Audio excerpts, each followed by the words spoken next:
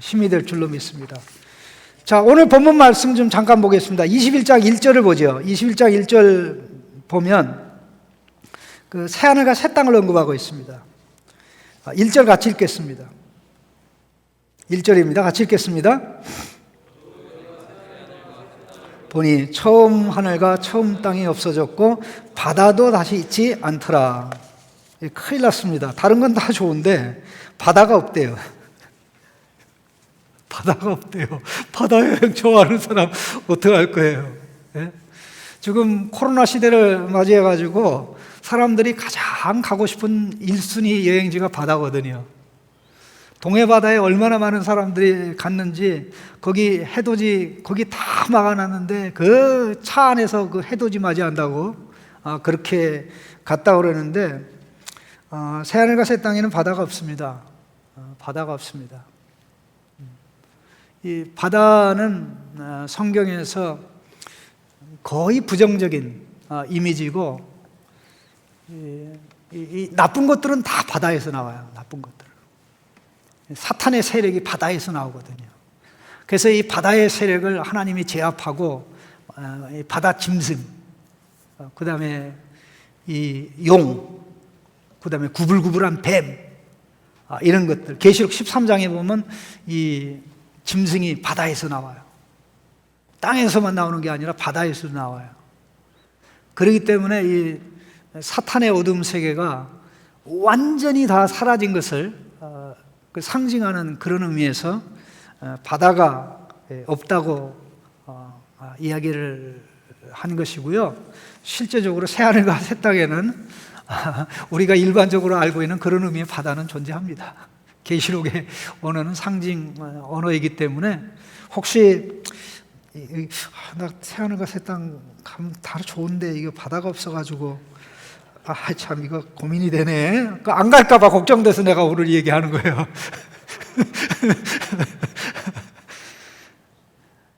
이 사람은 목적에 맞추어서 삽니다.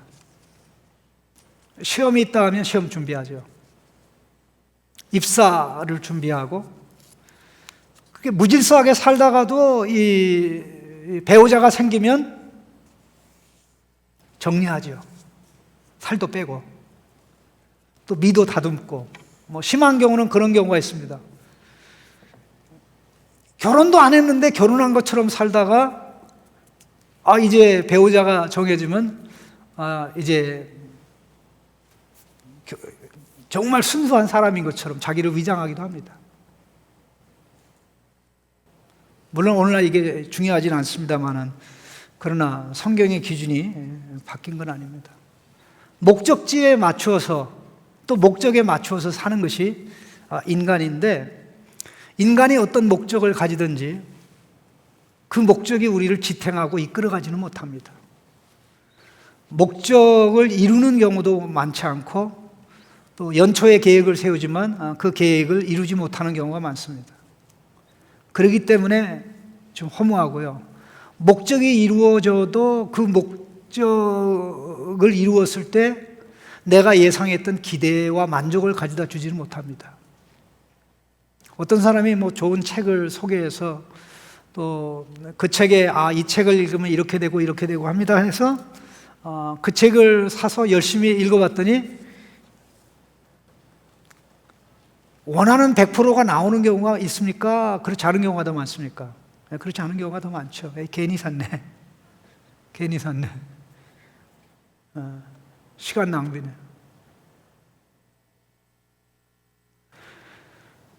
목적을 내가 짜낸 목적일 경우가 그렇습니다. 그러나 하나님의 목적인 경우는 다릅니다. 하나님의 목적은 이루어집니다. 여러분 믿으십니까? 하나님의 목적은 이루어집니다. 여러분 한번 물어봅시다. 하나님의 창조 계획이 먼저일까요? 구원 계획이 먼저일까요? 와, 되게 쉬운데. 하나님의 구원 계획이 먼저일까요? 창조 계획이 먼저일까요? 한번 물어봅시다. 타락한 다음에 하나님이 구원 계획을 세우셨을까요? 타락 이전에 구원 계획을 세우셨을까요? 이것도 생각 안 해봤어요? 그래야 나 같은 사람이 필요하죠. 예? 하나님이 세상을 창조하시기 전에 구원 계획을 먼저 세우셨어요. 그 구원 계획에 따라서 창조 계획이 나온 것이고 창조 계획에 따라서 창조가 된 겁니다. 그리고 이제 타락하자 창조 계획을 세울 때 하나님이 이미 세운 구원 계획을 아담 하와에게 알리기 시작해서 예수 그리스도가 오실 때까지 계시하고 예수 그리스도가 오셔서 다 이루어진 거죠. 역사적인 순서는 창조가 있고 타락이 있고 또 하나님이 구원 계획을 알리는 것이 있지만 구원 계획을 알리는 순간이 구원 계획이 수립된 순간이 아니고 이미 세상을 창조하기 전에 하나님의 구원 계획이 우리를 예수 그리스도 안에서 구원하기로 작정하셨다는 겁니다. 이게 성경의 가르침이에요. 여러분 이걸 보면 하나님의 계획이 얼마나 원대하고 심오한가를 이해할 수가 있습니다. 그래서 구약에 나오는 모든 내용들이 하나님이 구원할 것이다, 구원할 것이다, 구원자가 올 것이다 해서 구원자가 와서 결국 우리가 그 혜택을 받는 거죠. 그렇다면 우리가 그 계획에 맞춰 살아간다면 그거보다 귀하고 아름다운 것이 없죠. 하나님의 구원 계획의 완성은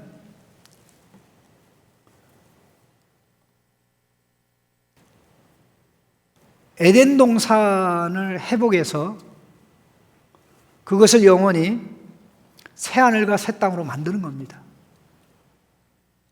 거기 가야 이제 모든 것이 다 이루어지는 건데요. 그것을 우리가 목적지로 삼으면 그 목적지를 향하여 가는 삶에 방해되는 것을 버릴 것이고 그쪽을 향하여 가는 것에 도움이 되는 것을 할 겁니다.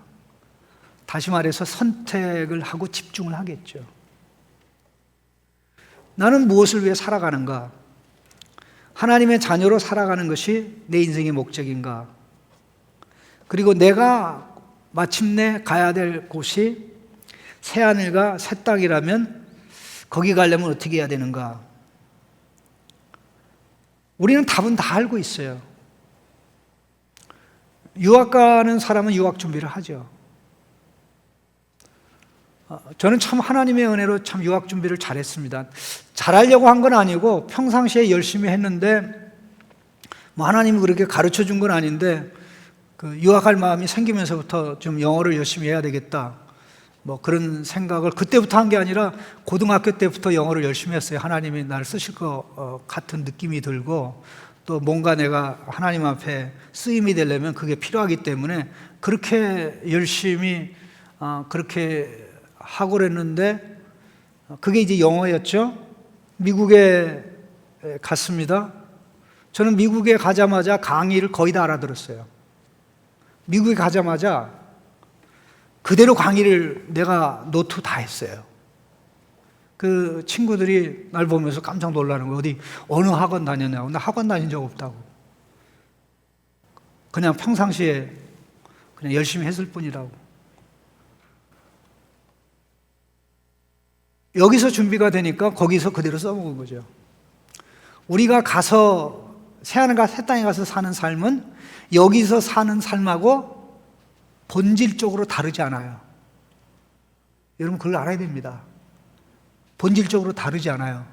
여기서 준비해간 만큼 그대로 전부 다 100% 전환이 됩니다.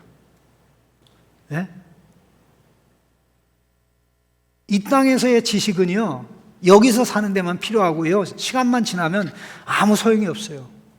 그런데 하나님의 말씀의 지식은요, 이 땅에서 하나님의 자녀로 사는 데 도움이 될 뿐만 아니라 영원히 그곳에서 하나님의 자녀로 살아가는데 엄청난 바탕이 돼요. 그 지식은 영원한 지식이지요. 무한한 지식이지요. 하나님에게서 왔기 때문에. 자, 우리의 목적지가 거기에요. 이 창세기를 보면 1장, 2장이 있고 계시록도 이제 21장, 22장이 있고 2자를 빼면 뭐가 됩니까? 1장, 2장이 되죠. 창세기 1장 2장하고 계시록 21장 22장이 이렇게 짝이에요. 짝인데 성경에서 유일하게 좋은 것만 있는 네 곳이 창세기 1장 2장이고 계시록 21장 22장이에요. 에덴 동산에 있었던 그런 것들 다 계시록 21장 22장에 나와요. 결론이다. 그런데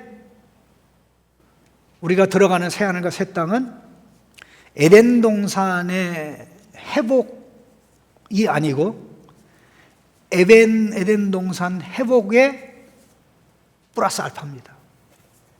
플러스 알파예요. 그 중에 몇 가지를 얘기하면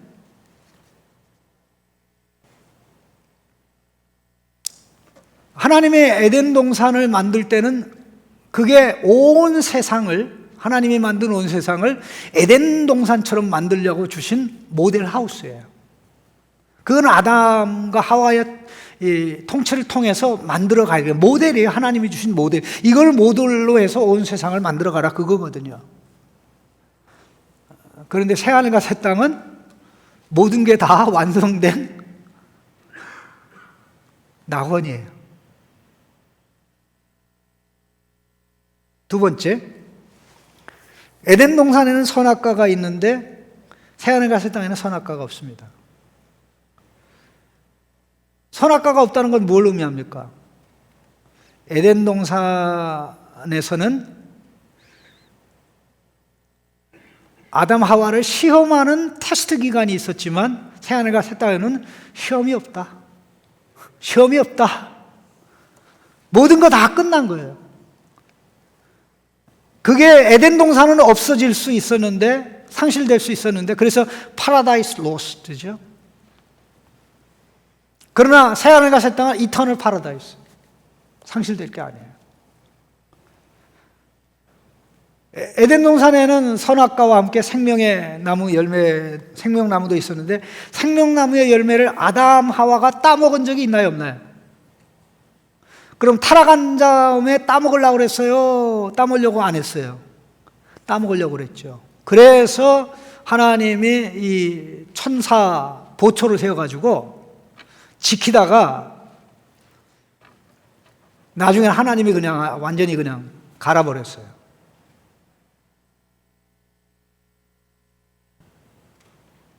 먹었는지 안 먹었는지 모를 정도예요. 학자들 가운데 논쟁이 많아요. 먹었냐 안 먹었냐, 먹었냐 안 먹었냐. 먹었다 그러는 사람은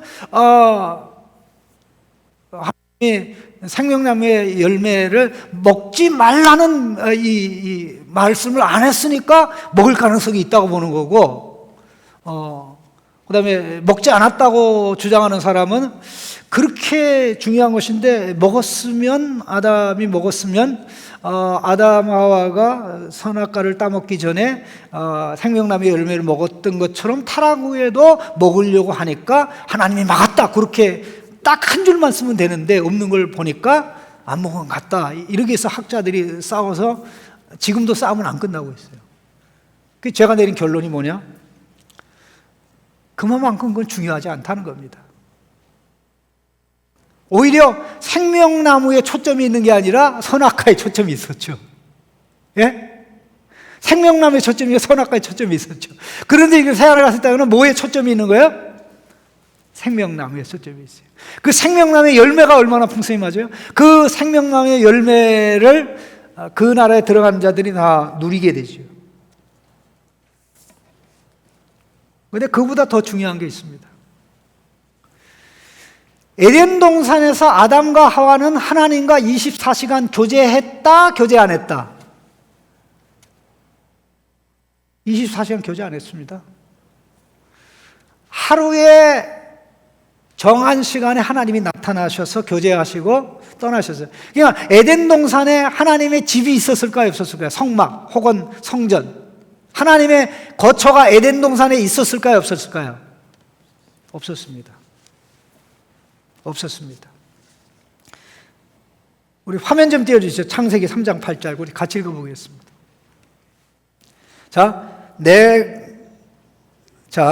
같이 읽습니다. 그들이 그날 바람이 불 때에 동산에 거니시는 여호와 하나님의 소리를 듣고, 거기까지만 읽겠습니다. 그들이 그날 바람이 불 때, 이게 오후 시간대가 됩니다. 하루에 뜨거운 열기가 가시는, 아마 대략 한 오후 3시 이후부터는 이제 하루의 열기가 식거든요. 오후 그 시간대에 하루에 한 번씩 하나님이 전날 나타난 것처럼 나타나신 거예요. 전날 나타났을 때는 선악과를 안 따먹었는데, 다음날 하나님이 정한 시간에 나타날 때는 이미 선악과를 따먹어서 하나님과의 만남이 괴롭고 고통스러웠던 거죠. 이 말씀을 비춰보면 하나님이 에덴 동산에 아담하와 함께 항상 거처를 두고 사신 게 아니다. 그런데 오늘 본문 말씀은 어떻습니까? 3절 말씀. 내가 들으니 보좌에서 큰 음성이 나서 이르되 보라 하나님의 장막이 사람들과 함께 있음에 하나님이 그들과 함께 계시리니 그들은 하나님 백성이 되고 하나님은 친히 그들과 함께 계셔서, 함께 하시겠다는 표현이 몇 번 나옵니까? 3번 나오죠. 하나님의 장막이 사람과 함께 있다. 하나님이 그들과 함께 계시다. 하나님이 친히 그들과 함께 계셔서. 에덴 동산이 더 좋아요? 새하늘과 새 땅이 더 좋아요? 왜? 하나님이 영원히 함께 계시요. 이터널 임마누엘. 함께 하시겠다는 약속을 끊임없이 하지만 새하늘과 새 땅에서는 그 약속이 영구적으로 이루어져서 물리적으로 볼 수 없는 하나님을 실제적으로 보는 것과 같은 일이 일어납니다. 그걸 갖다가 비지오 데이라고 얘기해요. 비지오 데이, 라틴 말입니다. 비지오 데이가 뭐냐면 비전 오브 갓, 비전 오브 갓. 마음이 청결한 자는 하나님을 볼 것이요 라고 예수님이 말씀했는데, 그게 새하늘과 새 땅에서는 인비저블 하나님을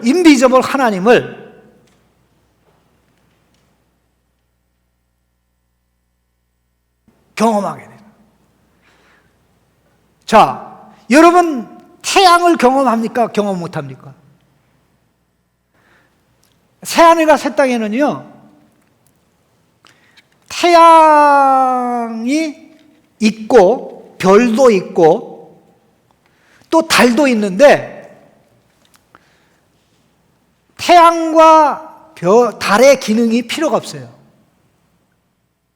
왜냐하면 지금까지 하던 그 기능이 필요가 없어요. 왜? 하나님이 태양 이상의 역할을 하시기 때문에 그렇습니다. 여러분 놀라지 않아요?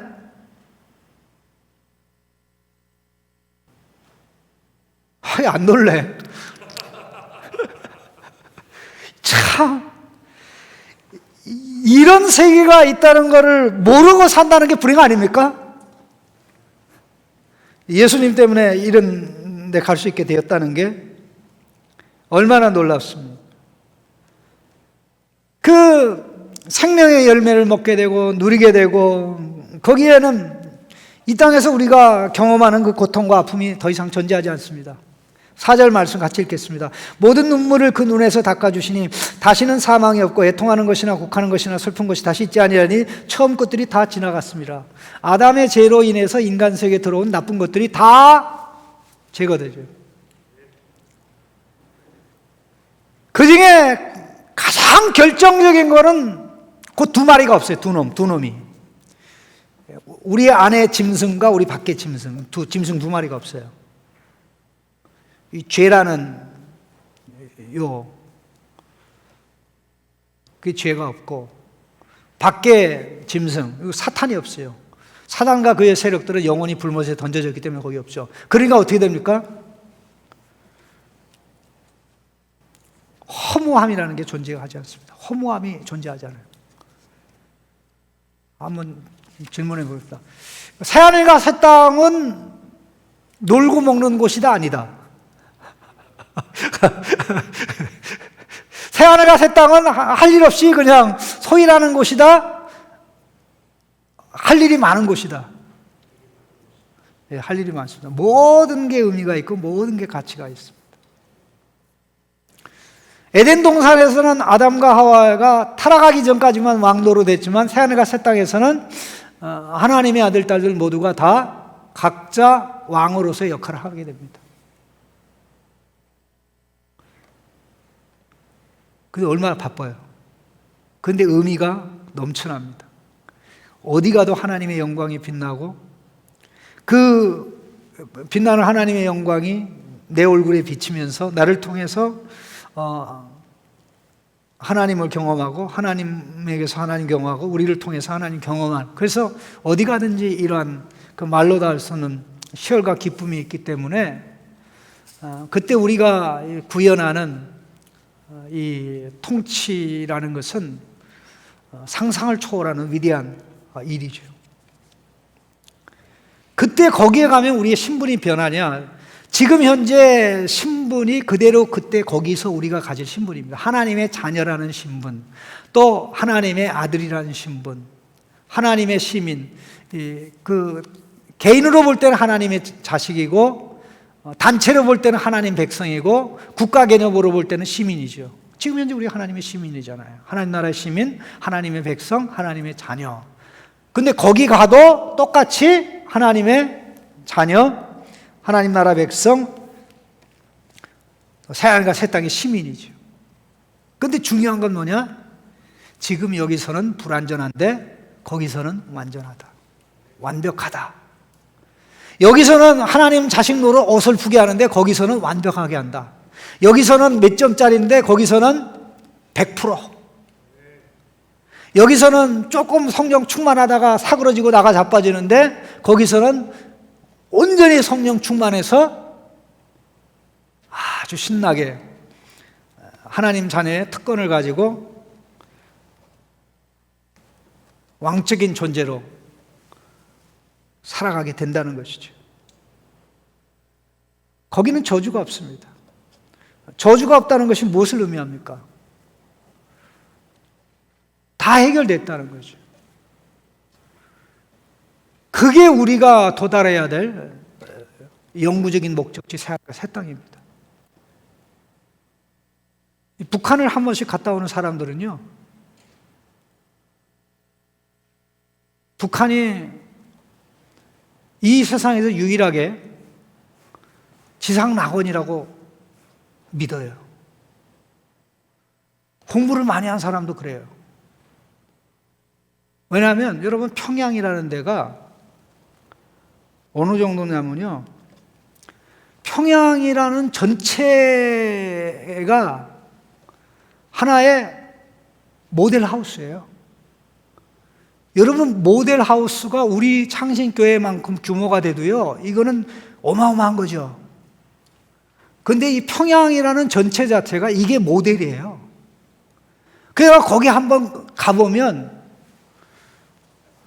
야, 지상낙원이네. 대한민국보다 낫네.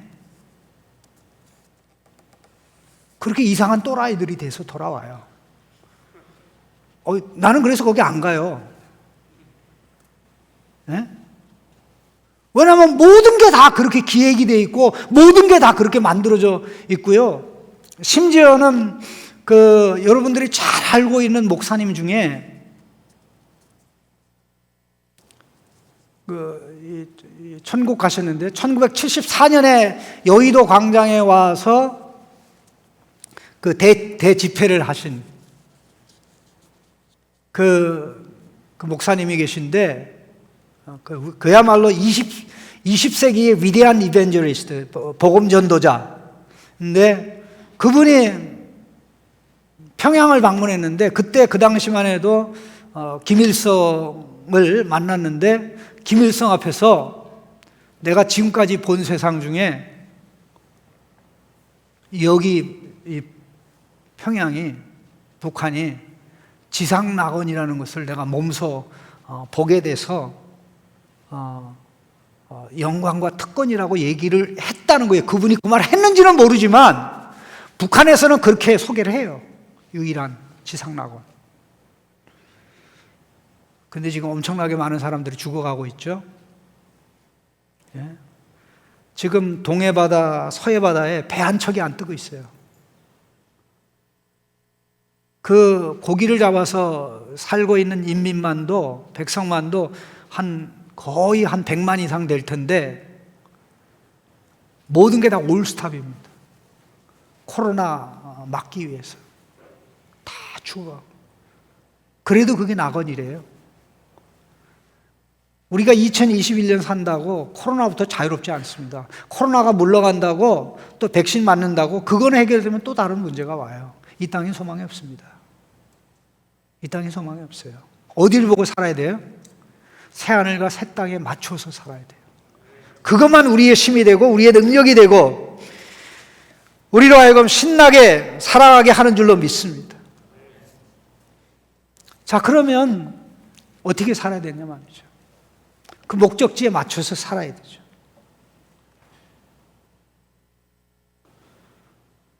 우리의 신분은 지금 하나님의 자녀지만 신분에 걸맞게 하나님 자녀의 성품, 행위를 하지 못하잖아요. 우리가 하나님 나라에 가게 되면 100% 누구처럼 살게 될까요? 100% 예수님처럼 살게 돼요. 예수님이 이 땅에 오셔서 살았던 종류의 질에, 예수님이 이 땅에 오셔서 살았던 종류와 질, 종질의 삶이죠. 근데 kind and quality. 예수님이 이 땅에 오셔서 살았던 종류, kind죠. 종류의 삶과 그 질의 삶을 사는 거죠.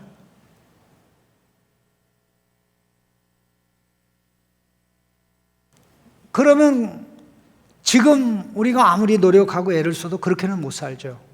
그러나 예수님 때문에 우리에게 이러한 영화롭고 존귀한 신분이 주어졌기 때문에 하나님의 자녀로 살아가는 연습과 훈련은 새하늘과 새 땅에서 영원한 가치가 있다. 그 훈련을 하는 자로 살아가는 삶이 지혜로운 삶이고 복된 삶이죠. 왜? 그때는 지금은 껍데기만 하나님의 자녀인데 그날에 가서는 속도 하나님의 자녀, 우리 완전히 100% 하나님의 자녀로 예수님의 모습을 가지게 된다 이 말이죠. 그러면은 예수 믿어서 점점 더 예수님의 모습을 가지고 살아가는 게 제대로 하나님의 자녀로 사는 겁니까? 점점 더 세상의 모습을 닮은 자로 살아가는 게 바르게 사는 겁니까? 우리 창신교회 성도들은 여기에 대해서 100% 바른 답을 해요. 비록 그렇게 삶은 못 살아도 일단 깨닫는 게 중요합니다. 깨닫고 분별하는 게 중요합니다. 사도 베드로는 너무나 분명하게 말씀을 했어요. 이 세상이 불에 타면 모든 게 다 녹아내리듯이 온 우주 자체가 하나님의 심판으로 정결하게 될 거라는 거죠. 3장 10절입니다. 베드로서 3장 10절. 그러나 주의 날이 도둑같이 오리니 그날에는 하늘이 큰 소리로 떠나가고 물질이 뜨거운 불에 풀어지고 땅과 그 중에 있는 모든 일이 드러나리로다. 자, 11절 같이 읽겠습니다. 이 모든 것이 이렇게 풀어지리니 너희가 어떠한 사람이 되어야 마땅하냐? 거룩한 행실과 경건함으로. 어떤 사람이 되어야 마땅하냐? 거룩한 행실과 경건함을 가진 하나님의 자녀로 살아야 된다는 거죠. 여기서 거룩함이라는 것은 하나님과 관련된 것이죠. 하나님의 피조물과 다르듯이 우리가 하나님의 모습을 본받아서 예수 안 믿는 사람과 다른 거지요. 그게 거룩함입니다. 그 다음에 경건함이라는 것은 내용이죠. 하나님을 닮으려는 행동, 거룩한 행실, 하나님을 닮은 모습, 경건함. 이걸 한마디로 얘기하면 하나님의 완전한 아들 예수 그리스도의 모습. 이것을 다르게 설명한 것이 바로 14절입니다. 같이 읽겠습니다. 14절에 그러므로 사랑하는 자들아 너희가 이것을 바라보나니 주 앞에서 점도 없고 흠도 없이 평강건대 나타나기를 힘쓰라. 거룩한 행실과 경건한 사람이 되는 구체적인 내용이 주님 앞에서 점도 없고 흠도 없이 평강 가운데 나타나. 여기서 평강이라는 말은 inner feeling이 아니고요. 온전한 관계입니다. 하나님과의 온전한 관계, 나 자신과의 온전한 관계, 사람들과의 온전한 관계, 사물과의 온전한 관계. 그러니까는 부분적으로 이 땅에서 모든 것이 관계가 바로 된 새하늘과 새 땅의 모습을 불완전하게나마 추구하고 실현하는 것이죠. 왜 점도 없고 흠도 없어야 됩니까? 우리를 구원하신 예수님이 하나님 앞에 점도 없고 흠이 없으시니까. 우리 예수 그리스도의 보배로운, 왜 예수님의 이 구속의 피를 보배로운 피라고 얘기합니까? 흠도 점도 없는 어린 양과 같은 보배로운 피라고 얘기하잖아요. 예수님이 흠도 없고 점도 없기 때문에 예수님의 자격으로 우리가 구원받는 겁니다. 예수님의 실력으로 우리가 구원받는 거예요. 예수님의 자격과 능력으로 구원받는 거예요. 그러니까 예수님의 자격이 필요하고 능력이 필요하니까 나를 믿는 게 아니라 예수님을 믿는 거죠. 예수님을 믿는다는 것은 내가 실력이 없다는 말이고, 내게 능력이 없다는 말이고, 내게 자격이 없다는 말이에요.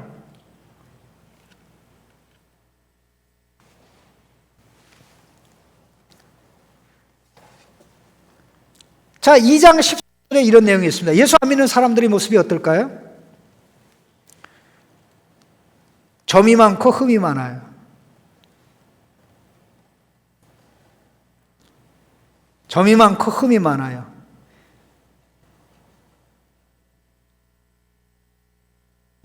심지어 뭐라고 얘기하냐면요, 점투성이 흠투성이라고 얘기합니다. 2장 13절에 불의의 값으로 불의를 당하며 낮에 즐기고 노는 것을 기쁘게 여기는 자들이니 점과 흠이라. 너희와 함께 연애할 때 그들의 속임수로 즐기고 놀며, 이렇게 되어 있습니다. 하나님이 창세전에 우리를 구원하신, 창세전에 우리를 구원하기로 계획을 세울 때 그 목적이 뭡니까? 그의 사랑하는 아들 안에서 흠없고 점없는 거룩한 자가 되기 위함이죠.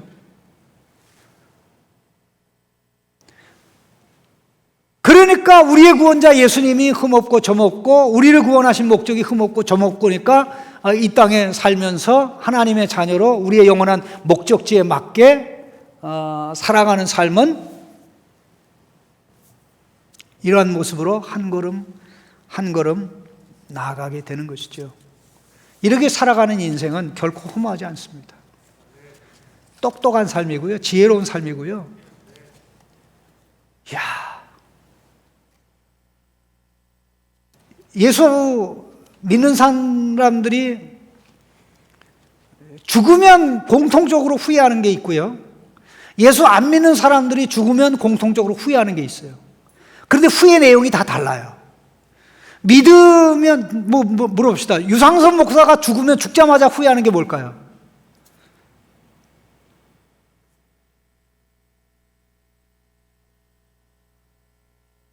그럼 임준성 집사님이 죽으면 죽자마자 후회할 게 뭘까요? 그 똑같은 내용이에요. 동민이 형제가 죽으면 그때 죽자마자 후회할 게 뭘까? 한번 따라 합시다. 이렇게 좋은 줄 알았으면 더 정신 차리고 살 것을. 이게 모든 크리스찬이 가지고 있는 공통적 후회입니다. 이런 줄 알았으면 더 멋있게 하나님의 자녀로 살 걸.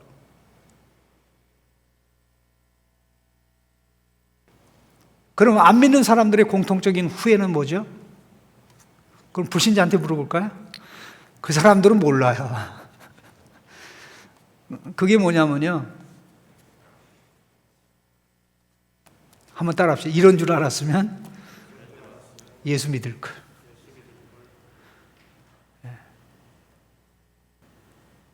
우리 2021년을 시작하면서 우리의 삶을 여기에다 두고 우리가 다 할 수 없습니다. 꼭 해야 될 게 있고 해서는 안 될 게 있어요. 하나님의 자녀로 살아가는데 방해되는 것은 정리를 해야 되겠죠. 그래서 그걸 위해서 깨달아야 되겠고, 깨달은 대로 깨어져야 되겠고, 보좌 앞에 깨어져서 엎드리면 보배로운 피로 성령께서 씻어주셔서 우리가 깨끗하게. 오늘 우리가 살아가는 삶은요, 둘로 갈라지는 삶이에요.